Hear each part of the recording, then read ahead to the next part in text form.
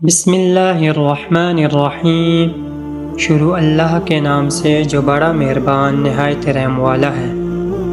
Z M انسٹرکٹیو story کے معزز ناظرین، السلام علیکم۔ عربوں کی سخاوت بہت مشہور ہے اور ہمارے پیارے نبی حضرت محمد صلی اللہ علیہ وسلم کی پیدائش سے پہلے عربوں میں ایک بہت مشہور شخص گزرا ہے جو سخاوت میں اپنی مثال آپ تھا۔ اس کا نام حاتم تھا۔ اس کا تعلق قبیلہ تہ سے تھا، اس لیے حاتم طائی کے نام سے مشہور تھا۔ حاتم طائی کی داستانوں سے عربی ادب بڑا پڑا ہے۔ حاتم کی سخاوت کے چرچے دور دور تک پھیلے ہوئے تھے۔ حاتم کی سخاوت کی داستانیں رومی شہنشاہ تک پہنچی تو اسے حاتم کی سخاوت کی داستانوں سے بڑی حیرت ہوئی اور اس نے حاتم کا امتحان لینے کی غرض سے اپنا ایک ملازم اس کی طرف روانہ کیا اور اس سے کہا، حاتم کے پاس ایک سفید رنگ کا تیز رفتار گھوڑا ہے جسے وہ بہت عزیز رکھتا ہے، تم اس گھوڑے کو میرے لیے مانگ لینا۔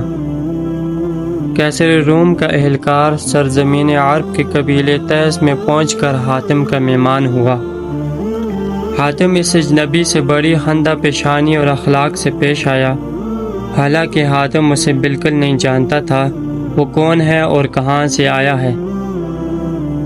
حاتم کے مویشی اس وقت چراگاہ میں چرنے کے لیے گئے ہوئے تھے اور حاتم کے پاس اس وقت اس کا تیز رفتار گھوڑے کے سوا مہمان کی تواضع کے لیے کچھ نہ تھا۔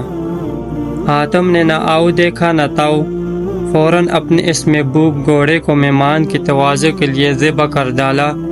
کھانے کے بعد مہمان نے اپنی آمد کی وجہ بتائی تو حاتم بہت پریشان ہوا اور کہا کہ قیصر روم کی یہ خواہش میں پوری کرنے سے قاصر ہوں۔